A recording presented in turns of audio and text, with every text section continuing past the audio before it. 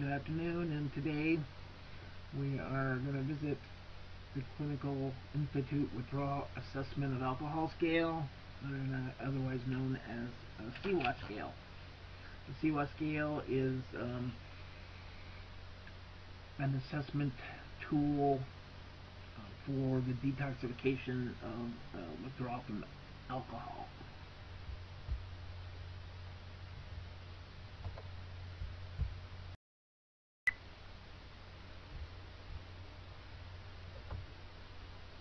There are 10 categories in the CIWA assessment.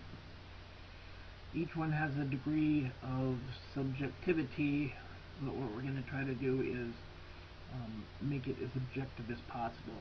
So the first question we have has to do with nausea and vomiting. A simple question is, do you feel sick to your stomach? You can talk about the tinny taste you get in your mouth before you throw up, or if someone's having dry heaves. So assess along this Likert scale of 7 as to the degree of nausea. So let's say an individual has just a queasy stomach, and we're going to pick mild nausea with no vomiting. Next, we have tremor category. The easiest and the most tremorous area for a detoxing alcoholic is in the hands. So simply asking the patient to extend their hands out from their body and hold them for a few seconds, and then you may have them turn their hands over. So you pick again on the Likert scale, and we're going to judge this patient to be a 3.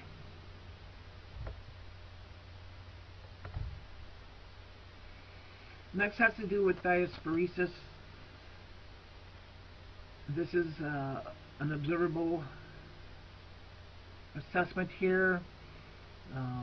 Simple beads of moist palms, or beads of sweat on the forehead, or a wet pillow, or drenching sweat is along this line. And so let's say our patient at this time just has a sweaty brow and sweaty hands, but it is limited to that. Anxiety is our next area. Simply ask the patient, do you feel nervous? Again, on this scale, we go from slight anxiety to a paranoid panic state.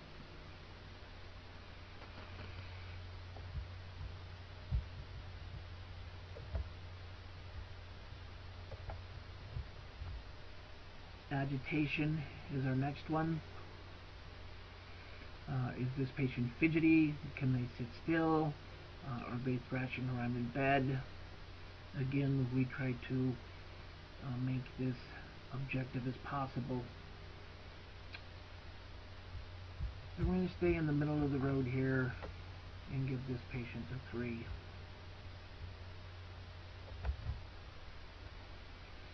Tactile disturbances is our next area. This goes from tingling in the feet, the hands, to severe physical hallucinations of bugs crawling on the individual,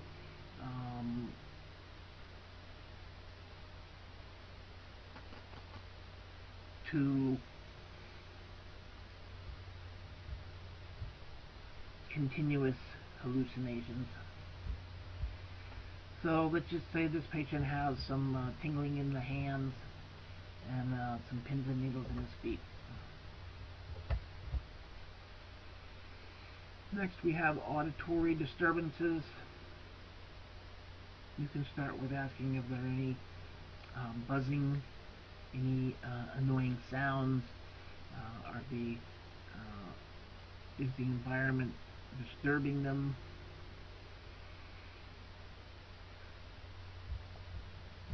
And let's say that this patient has none of that.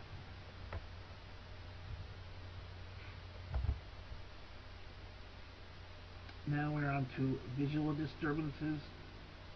The first and easiest is with your pen light, and just to do a quick pupil check and ask if the light appears too bright or if it hurts their eyes.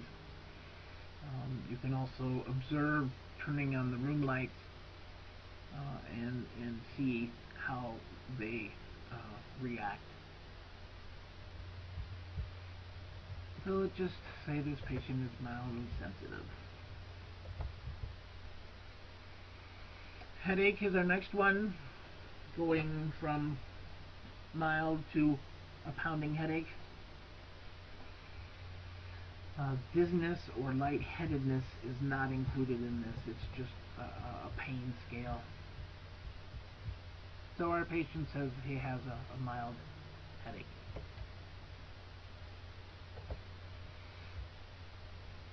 Next we have our orientation scale. It's clouding of sensorium. You can start out with the day, where are you, who am I, our normal orientation, and then we can proceed to have something a little more involved.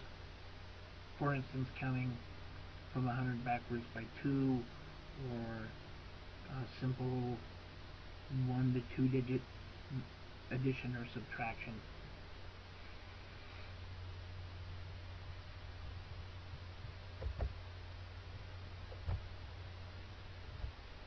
So you can see here that our patient on this scale scored a 21.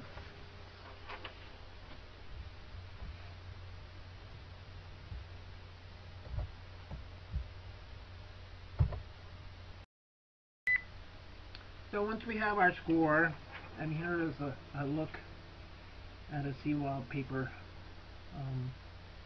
assessment, what do we do with these scores?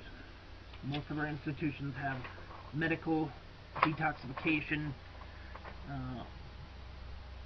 medication guidelines for the management of withdrawal. For the most part, scores of less than 10 are easily managed by just allowing the patient to go through this. Scores of 8 to 15 indicate a moderate withdrawal, and these can be eased by the use of Ativan, Librium, and the higher scores of 15 and more indicate that a patient is at increased risk for severe alcohol withdrawals, which can lead to delirium, tremens, seizures, as well as psychoses.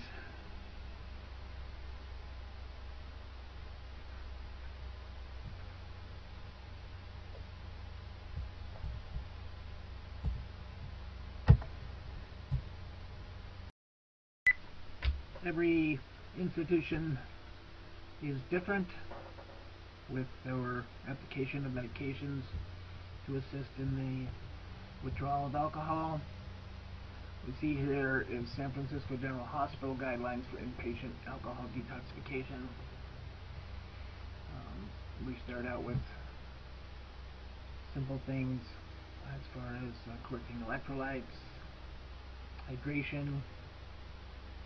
Usually we'll have thiamine deficiencies, folic acid deficiencies, and you can see here they start simply with the lower scores of 8 to 15, utilizing Librium or lorazepam. As the scale increases, so does the Librium and lorazepam.